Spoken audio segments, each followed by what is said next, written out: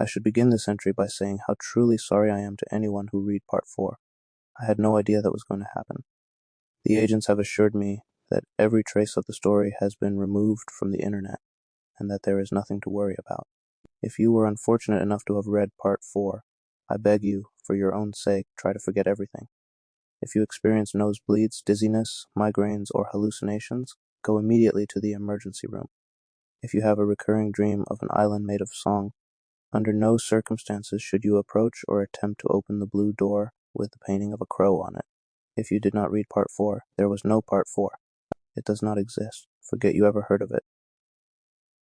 You probably already know that there is a shitty gas station at the edge of our small town, and that weird things have been happening there. The city council has personally asked me to stop talking about it, as there have been some astute readers that not only track down our small town from the brief descriptions I've given, but actually come and visited me at work. I heard that one of them has joined the mathematists, and as far as I know, the other two are still missing. Once again, I am sorry. I'm not working right now. It's the first legitimate break I've had since I first started writing my stories on receipt paper all that time ago. Time moves funny here, flowing slow and fast all at once, like molasses out of a shotgun. It's a good thing I've been keeping a journal. I've got a few moments before my laptop dies, and I think now would be the perfect time to transpose my journal entries before the battery runs out or the blood loss gets me. Right now it's a race to see what happens first. Before any of you worry, I've already called Tom.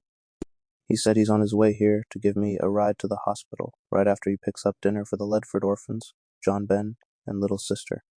Tom and the other deputies have been taking turns checking in on and bringing them food in an attempt to make the whole thing less tragic. They've been living on their own ever since the incident that totally did not happen. There I go again, off on another tangent. I guess I'll get to it and type up my journal entries while I still can. 11 February 17th, 9 p.m. So much has happened here since the Halloween incident that we aren't allowed to talk about. I've been much busier than usual, dealing with the aftermath as well as the cult. The mathematists have been cleaning out our inventory on a daily basis, planning ahead for some kind of secret event that I only get to hear about in hushed mutterings and whispers. Night is coming earlier, and the weather is getting colder. 11 March 17th, 2 a.m., the man in the trench coat is back. He's standing just outside the gas station door, staring in. He's been there for almost an hour now. On the bright side, I haven't had a customer come in since he showed up. On the not-so-bright side, I can't help but feel like he's trying to put thoughts into my head. He won't be able to, though. I've had way too much practice. Kiefer came in earlier today, before the sun went down, and sat in a booth drinking coffee for a while. Eventually, Spencer Middleton showed up. Spencer had a word with Kiefer, then came storming up to my register, screaming at the top of his lungs. He grabbed the display of lotto scratch-offs and threw it across the room. It was obvious that something had upset him. That's when I took the earplugs out. "Everything okay?" I asked stupidly. I knew damn well everything was never okay. "Did you hear a word I just said?" Spencer asked. I explained to him that I had taken to wearing earplugs in an effort to drown out the sounds of screaming that periodically radiate through the air vents. I guess the screams must have stopped a while ago, or maybe I had imagined them. Either way, I didn't need the earplugs anymore. At this point, Tom walked into the store, his white hair looking even whiter than normal. Spencer, I could see, became instantly aware of the deputy's presence. "Where is he?" He half whispered, half growled. "Where is the other one?" "Carlos?" I asked. Spencer sighed. "Sure, Carlos. He's not due for another 20 minutes. When he gets here, tell him we need to have a chat." With that, Spencer Middleton let out a shrill whistle and left the store. Kiefer jumped out of his seat and followed close behind. Tom helped me pick up the mess and put the lotto display back together without asking a single question. I wish more people could be like Tom. When Carlos got to work, he told me that he had been having strange dreams. Dreams of something enormous, living, breathing, underground. The dreams always end the same way, with the gas station collapsed into a giant sinkhole. I told him that Spencer was looking for him. That's when Carlos grew solemn and asked me if he could show me something. In the freezer behind a stack of boxes labeled Nonna Pryor, there is a moving blanket, and inside that blanket is another Kiefer. My first question for Carlos was, "You stole the body back?" He looked at the ground and shook his head sheepishly like a toddler that just got busted for cooking meth. "You killed another one?" I asked. Carlos explained. "It was an accident. Again, 3 a.m., the man in the trench coat is finally gone. He left claw marks on the glass of the front door.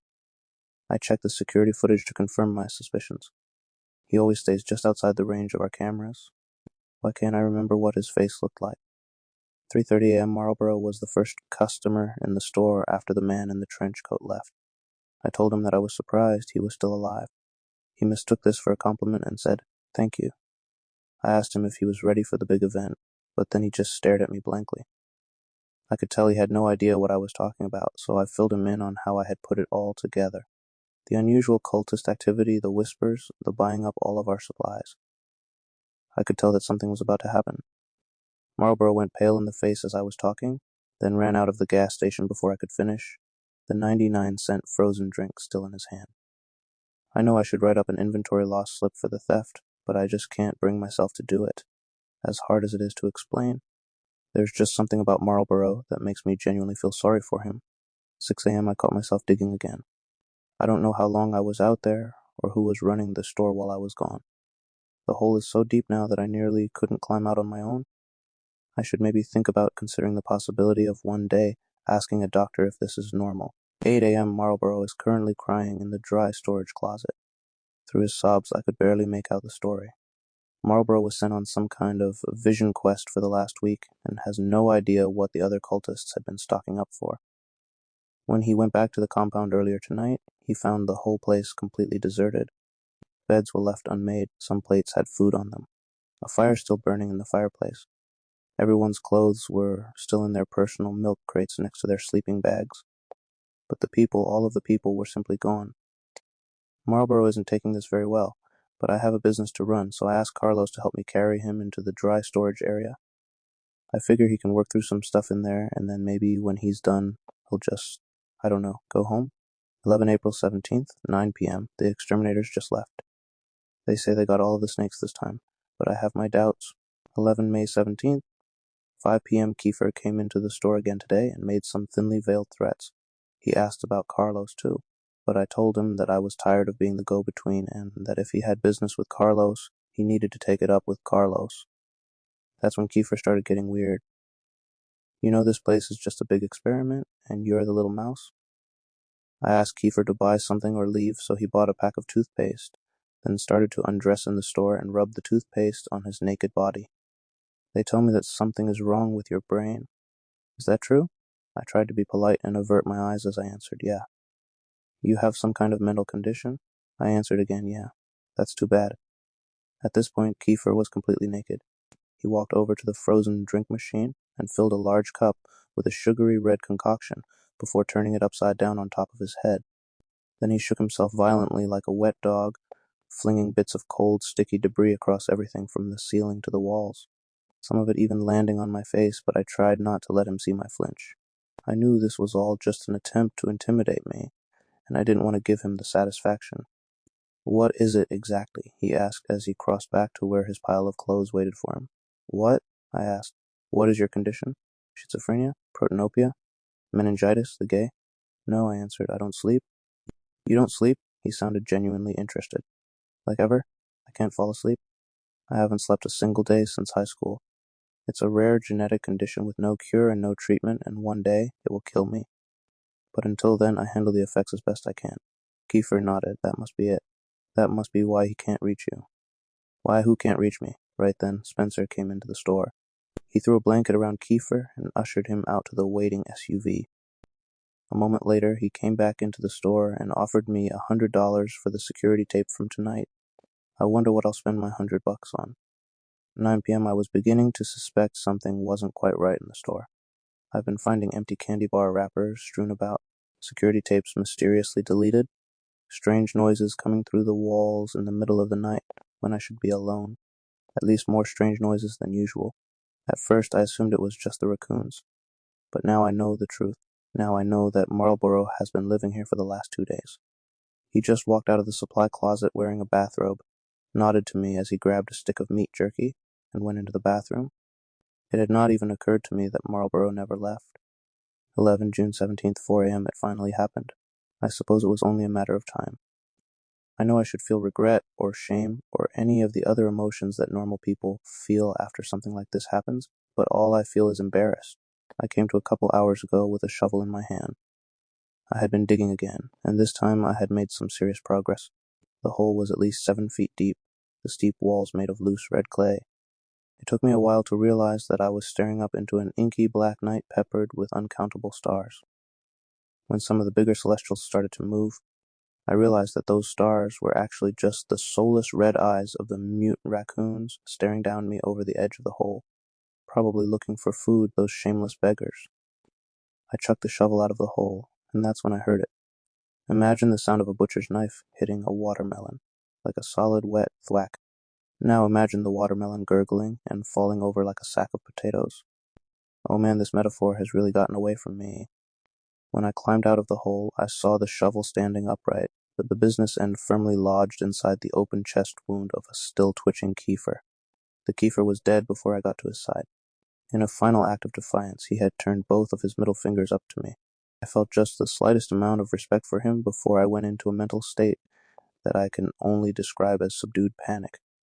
The first thing I wanted to do was find something to wrap the body in, because surely Spencer Middleton would come for it soon. When I went into the gas station, I was surprised to find that Marlborough had taken it upon himself to work the cash register while I was gone. He was ringing up one of our regulars, Charles, a great big fat man that always buys soap and boiled peanuts. I nabbed a tarp off the shelf and took it outside. That's when I learned something. Kiefer is heavy, like really heavy. I understand that a human body is basically just a meaty, fleshy water balloon full of guts and excrement, but nothing could prepare me for how leaky and gross and heavy a dead man can be. It was only by some miracle that I managed to drag Kiefer through the back door and into the freezer without being seen. It took all of my strength to pull the mass behind the boxes and onto the stack with the other 3. When I finally finished, I had worked up a sweat, and even the cold of the freezer wasn't enough to keep me cool. As I stood there letting my breath come back and adrenaline wear off, I took stock of my situation. That's when it dawned on me. There were 4 Kiefers in that freezer with me. 4 Kiefers. Where the hell did the other 2 come from?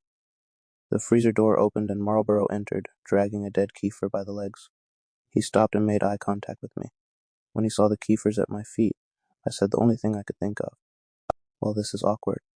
Marlborough and I decided to open a bottle of Strega liqueur and have a few drinks. He explained that he had accidentally killed Kiefer a couple times. I totally understood. The guy was just so easy to kill. At one point, Carlos came into the freezer to grab a box of cookie dough. He didn't even acknowledge all the Kiefers. My laptop's battery is currently at 2%. It's obvious now that I won't have time to transcribe the rest of my journals before it dies. I don't have time to tell you how I ended up at the bottom of this hole underneath the store with a broken leg. But I can tell you that I hear someone moving around above me, which is good because I don't think I'm alone down here. If you're reading this, it means I managed to upload my story. If you're not reading this, then I don't know, what even are you? Someone just called my name from the top of the precipice. I think it was Carlos. I wonder what happened to Tom. Why didn't Tom ever show up? Come to think of it, I seem to remember Tom didn't survive the Halloween incident. Wait, who the hell have I been talking to this entire time? I promise that if I survive long enough to recharge my battery, I will come back and tell the rest.